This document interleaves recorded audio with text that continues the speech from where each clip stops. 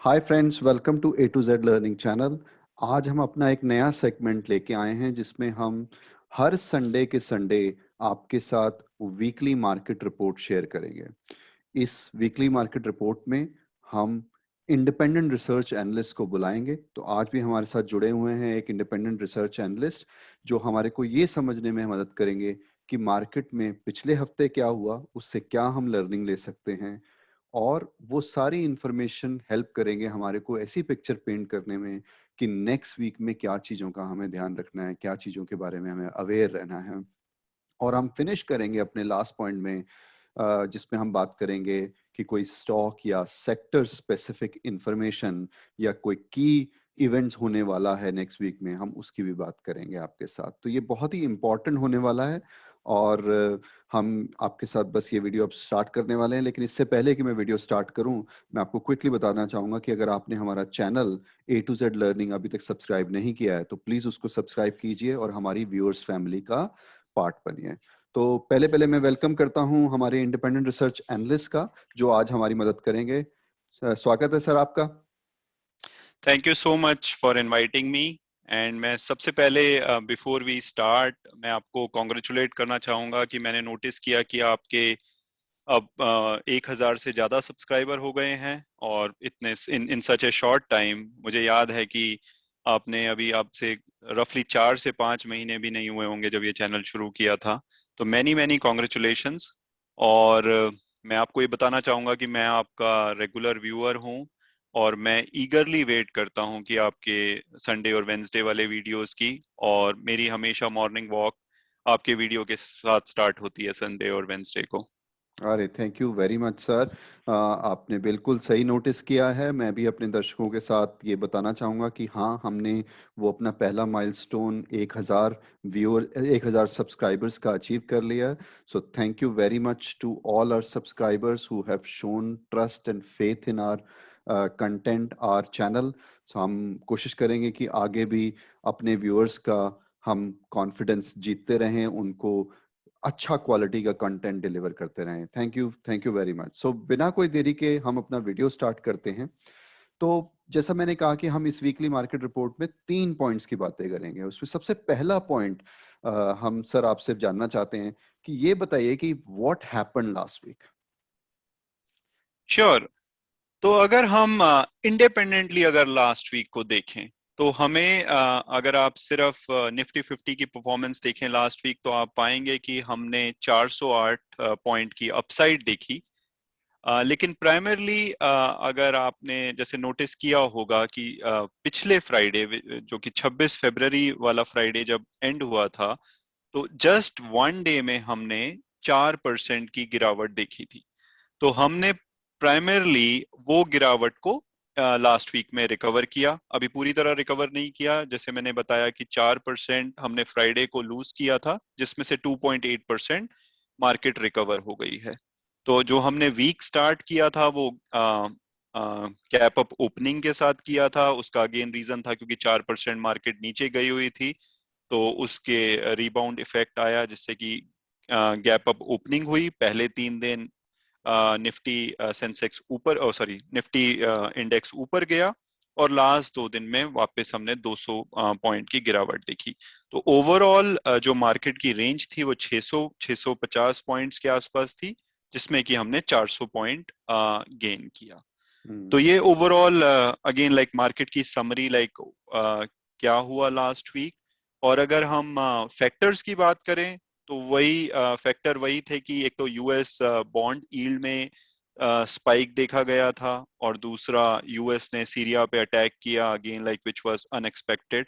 तो उसकी वजह से ओवरऑल मार्केट सेंटीमेंट डाउन था। फ्राइडे को मेजर करेक्शन आई, मेजर रिडक्शन हुई मार्केट में जिसको कि हमने लास्ट वीक में रिकवर किया। तो ये लास्ट वीक की समरी है। लेकिन अभी जस्ट टू ऐड कि अभी भी हम पूरी तरह से रिकवर नहीं किया जो हमने लूज किया था और अभी लाइफ टाइम हाई जो कि हमने आई थिंक 2 से 3 वीक पहले अचीव किया था उससे 500 पॉइंट अभी भी हम नीचे हैं।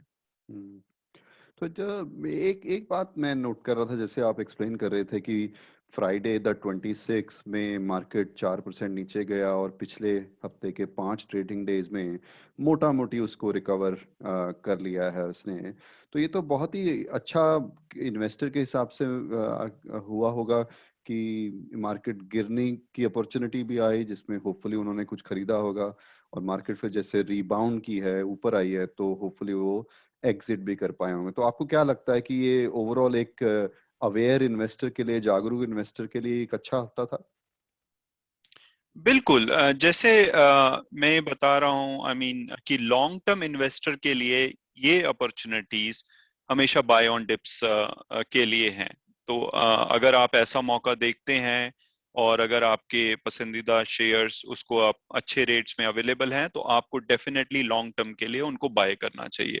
ट्रेडर्स के लिए अगेन लाइक आपका कब एंट्री पॉइंट है, क्या एग्जिट पॉइंट है, थोड़ा सा वॉलेटिलिटी है, तो कुछ लोगों को बहुत इसका बेनिफिट हुआ होगा, कुछ लोगों को नुकसान हुआ होगा, बट डेफिनेटली लाइक अगर आप मेरे से ये पूछेंगे कि लॉन्ग टर्म इन्वेस्टर के लिए ये एक बहुत अच्छी अपॉर्चुनिटी थी, और ऐसी अपॉर्चुनिटी अगर आपको दिखती है तो आपको दोबारा से बाय ऑन डिप्स स्ट्रेटेजी को अपनाना चाहिए।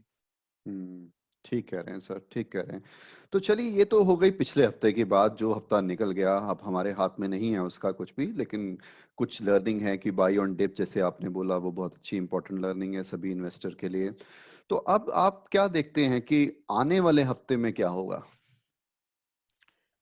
जी बिल्कुल, तो आने वाला हफ्ता जैसे ये बताया कि मार्केट पूरी तरह से रिकवर नहीं हुई है। अभी 4 पॉइंट हमने एक ही दिन में गंवाया था, और उसमें से रफली 2.83% हमने रिकवर किया है।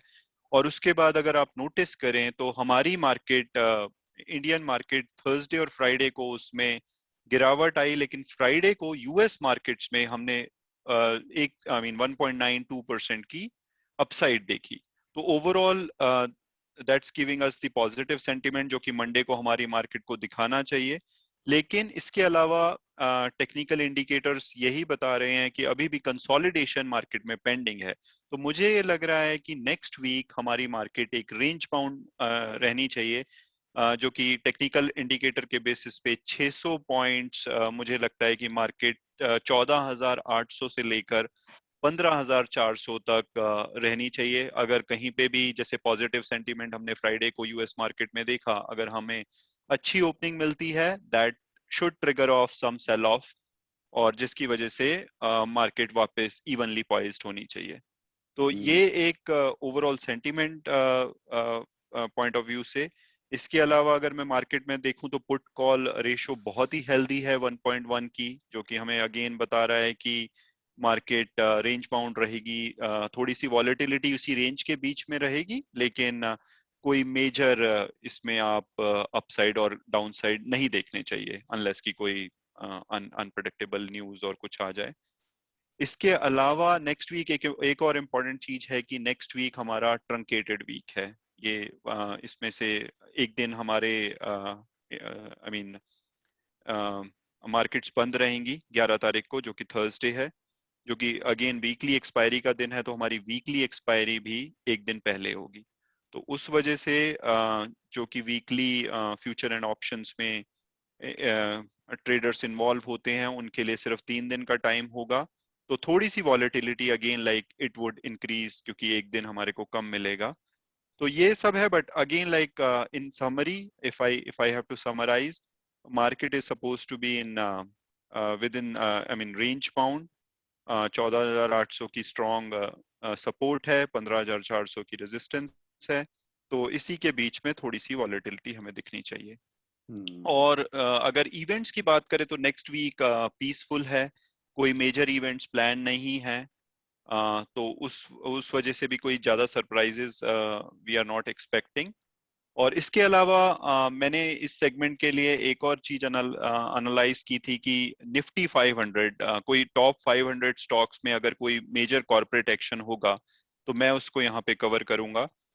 तो नेक्स्ट वीक के लिए कोई ऐसा मेजर कॉर्पोरेट एक्शन नहीं है प्लान, लेकिन एक पावर ग्रिड, अगर आपके पास पावर ग्रिड के शेयर्स हैं, इनकी डिविडेंड एक्स डेट 8 मार्च को है। They are I mean they have declared 4 रुपए का डिविडेंड, जो कि रफली उनका 2% ऑफ शेयर प्राइस है करंट मार्केट प्राइस के हिसाब से। तो अगर आपके पास आपके इन्वेस्टर के पास पावर ग्रिड के शेयर हैं और वो उसमें कुछ ट्रेड करना चाहते हैं तो they should consider dividend ex date.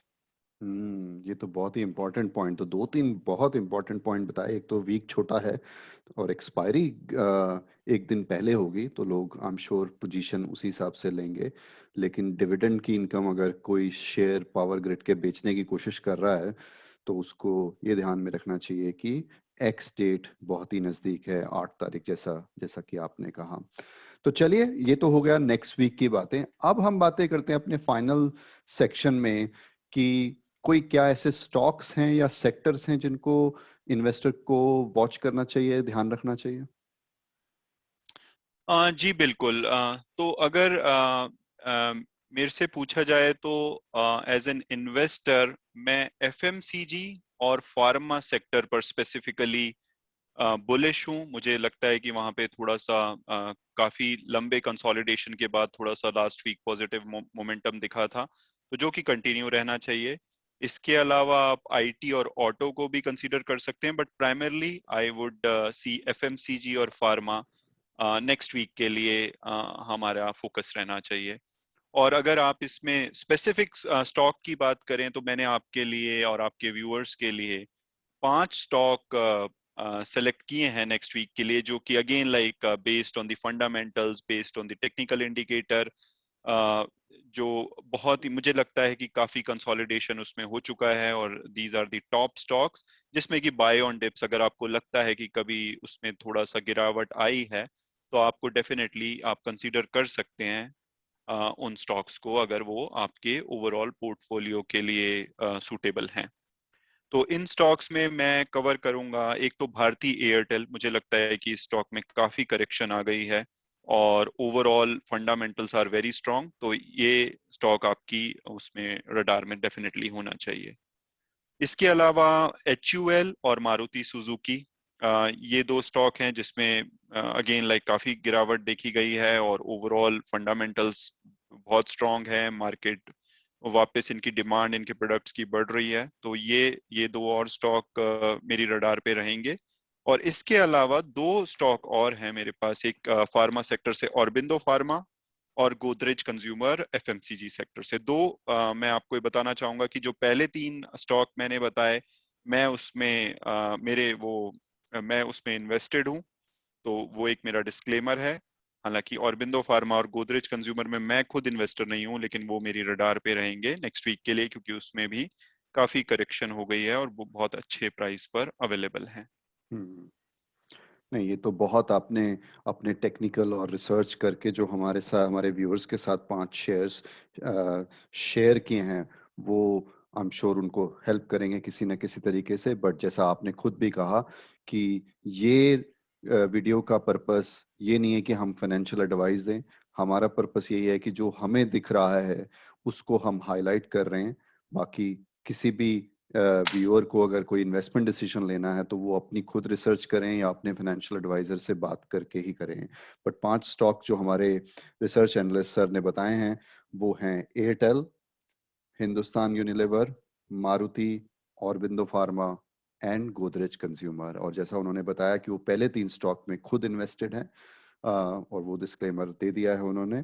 लेकिन लास्ट के 2, ऑरबिंदो फार्मा और गोदरेज कंज्यूमर में वो इन्वेस्टेड नहीं है। तो ये तो बहुत ही अच्छी इंफॉर्मेशन आपने हमारे व्यूअर्स के साथ शेयर की है। कोई और पॉइंट है सर, या हम अपना इस सेगमेंट को आज के लिए खत्म कर सकते हैं फिर? जी अभी के लिए यही है। अब मैं आपके और आपके व्यूअर से सॉरी आपसे और आपके व्यूअर से जानना चाहूंगा कि अगर स्पेसिफिकली किसी और टॉपिक को वो चाहते हैं कि मैं रिसर्च करूं और आपके सामने लेकर आऊं तो मुझे बताइएगा। अदरवाइज यही मेनली वो है जो कि थीम फॉर लास्ट वीक और what we are expecting for next week. And great, again like great, thanks for inviting me and I great. Look forward for this segment next week as well. बिल्कुल बिल्कुल sir, thank you very much. आपने अपना time दिया, हमारे viewers के साथ बात की है। और जैसा व्यूअर्स के लिए मैसेज ये है कि जैसा सर ने बोला कि हमने तो अपनी तरफ से जो हमें लगा स्ट्रक्चर सवाल वो हमने कवर किए हैं इस वीडियो में। अगर आपके इनके बारे में कोई कमेंट है तो हमें कमेंट के थ्रू बताइए। अगर आपको लगता है नहीं कोई और सवाल भी इस रिपोर्ट में कवर होना चाहिए क्योंकि ये हमारा नया सेगमेंट है, तो will be open for suggestion. तो हमें बताइए कमेंट के वाया कि और क्या क्वेश्चंस को हम कवर कर सकते हैं ताकि आपको अपने इन्वेस्टमेंट डिसीजन बनाने में जो भी इंफॉर्मेशन चाहिए वो हम आपके लिए मेक अवेलेबल करा सकें। So thank you so much for watching our video. Just before we finish से कि अगर आपको हमारा ये वीडियो पसंद आया तो प्लीज लाइक बटन को प्रेस कीजिए और अपने फैमिली और फ्रेंड्स के साथ इस वीडियो को भी शेयर कीजिए। कमेंट्स के जरूर हमें जरूर बताइए कि आपको क्या चीज अच्छी लगी और क्या चीज को हम इम्प्रूव कर सकते हैं। और अगर आपने हमारा चैनल अभी तक सब्सक्राइब नहीं किया है ए टू जेड लर्निंग, तो हम आपसे रिक्वेस्ट करेंगे कि प्लीज हमारा channel A to Z learning subscribe कीजिए और हमारी व्यूअर्स फैमिली का पार्ट बने।